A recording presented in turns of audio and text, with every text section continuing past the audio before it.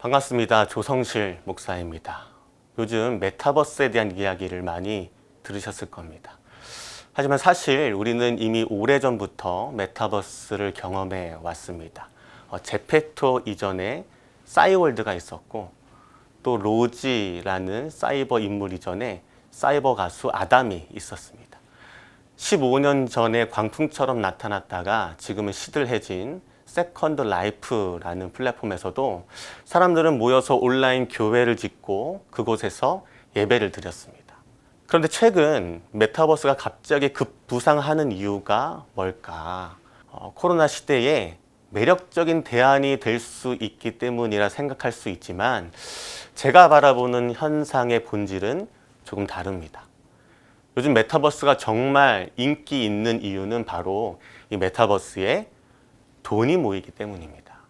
포트나이트라는 게임에서 진행된 이 트래비스 스캇의 콘서트에 동시에 1230만 명이 시청했다는 기사, 또 BTS의 온라인 콘서트인 방방 콘서트에 수익이 298억 원으로 역대 최고치를 경신했다는 기사, 또 제페토와 구찌의 콜라보 기사, 또 어스2와 같은 가상 부동산 사례, 또 NFT를 통한 예술작품 판매 사례 등을 보면 내가 한시라도 빨리 메타버스에 올라타야만 할 것 같고 뒤처지면 안 된다는 불안감이 생겨나는 거죠.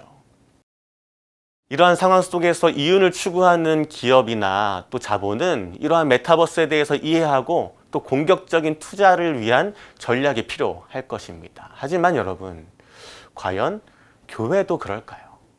메타버스라는 곳에 교회를 잘 만들어 놓으면 제페토 안에 꾸며져 있는 블랙핑크의 불핑 하우스처럼 1300만 명이 다녀가는 그런 명소가 될 수 있을까요? 가상화폐를 통해서 헌금을 거둘 수 있고, 또 다음 세대, 젊은 세대가 저절로 찾아오는 그러한 온라인 예배가 만들어질 수 있을까요? 하지만 안타깝게도 메타버스는 그러한 우리의 환상까지 다 채워주지는 못합니다. 왜 그런가? 현실에서 별로 가고 싶지 않은 곳은 여러분 메타버스에서도 굳이 가고 싶지 않은 겁니다. 현실에서 너무나 가고 싶은데 가지 못하는 곳을 이 메타버스라는 공간을 통해서 해소하고 대리만족하는 거죠. 메타버스의 종류 중에 이 거울 세계라는 개념이 있습니다. 실제 세계의 모습 또한 정보, 구조 등을 가져가서 복사하듯이 만들어낸 메타버스를 거울 세계라고 합니다. 현실 세계에 존재하지만 거울 세계에서는 여기에다 효율성과 확장성이 더해집니다. 예를 들어 음식을 배달하는 어플을 한번 생각해 봅시다. 이 앱에는 단순히 식당의 위치만이 지도에 보여지는 것이 아니죠.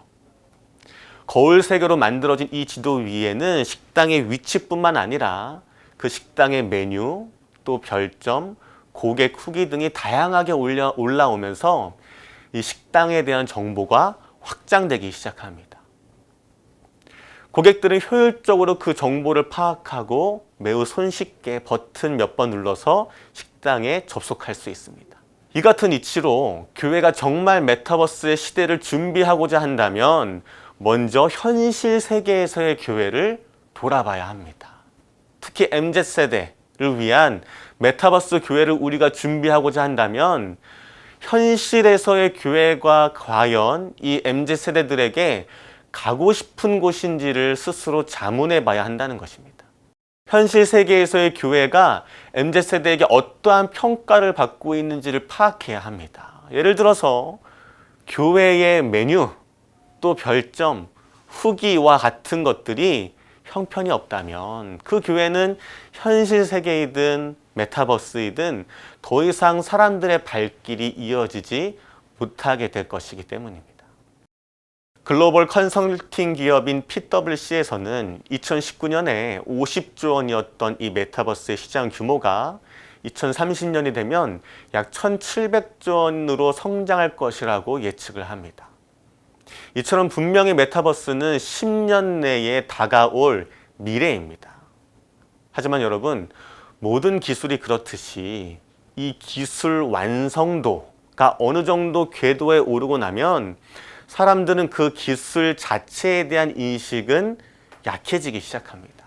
마치요, 전원 공급이 활발해진 요즘 우리가 생활 가운데 전기라는 기술을 인지하지 못하고 살아가고 있지 않습니까?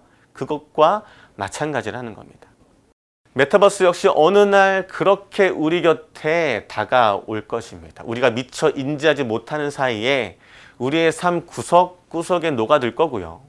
또 온라인과 오프라인의 경계가 사라지고 사람들이 두 세계를 오갈 때에 아무런 마찰을 느끼지 못하는 시대가 곧 다가올 것입니다. 그렇다면 다가올 미래를 준비하기 위해서 지금 교회가 정말 집중해야 할 것은 무엇일까요? 글로벌 컨설팅 기업 커니의 조사에 따르면 Z세대 응답자의 81%가 오프라인 쇼핑을 선호한다라고 밝혔습니다. 그들이 매장 방문을 선호하는 이유는 매장에서의 쇼핑이 소셜미디어와 디지털 세계로부터 단절될 기회를 주기 때문이다라고 답했죠. 최근 MZ세대들에게 있어서 핫한 트렌드를 이야기할 때 등산과 명상을 빼놓을 수 없습니다. 또한 그들은 건강한 음식을 만들어 먹고 또 야외에 나가서 캠핑을 즐깁니다. 리테일 테라피라는 말처럼 그들은 오프라인 쇼핑을 통해서 힐링되는 기분을 느낀다고 합니다. 최근에 기업들이 앞다투어서 오프라인에 체험형 매장을 만들고 자신들의 브랜드의 스토리를 입혀서 그들로 하여금 경험하도록 만들죠. 이른바 아날로그의 반격이고 피지털, 다시 말해 피지컬과 디지털의 시대를 살아갑니다. 그럼 교회라고 다를까요?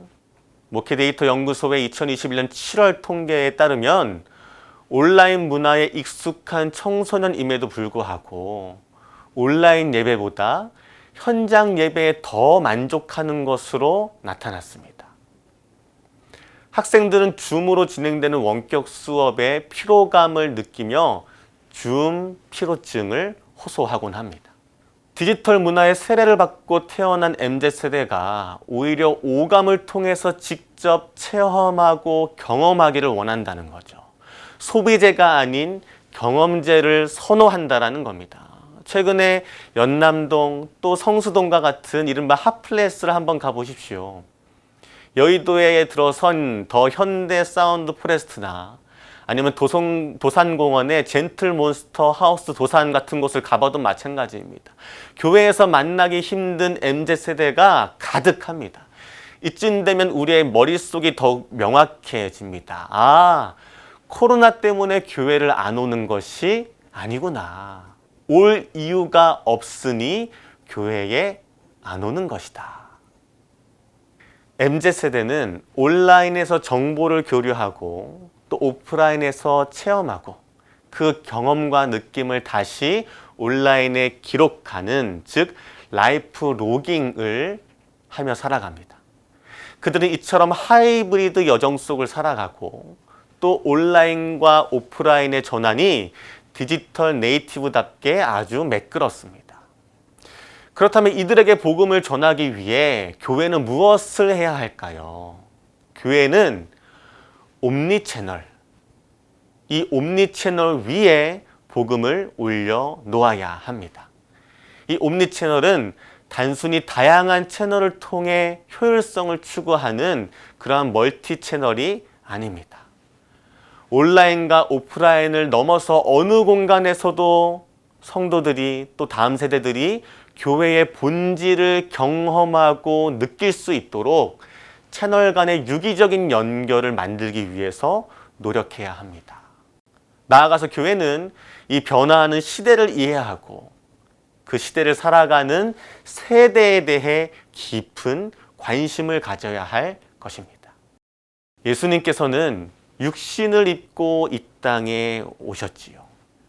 바로 이러한 성육신은 육체를 지닌 인간에 대한 주님의 사랑이고 또 이해와 관심의 표현입니다.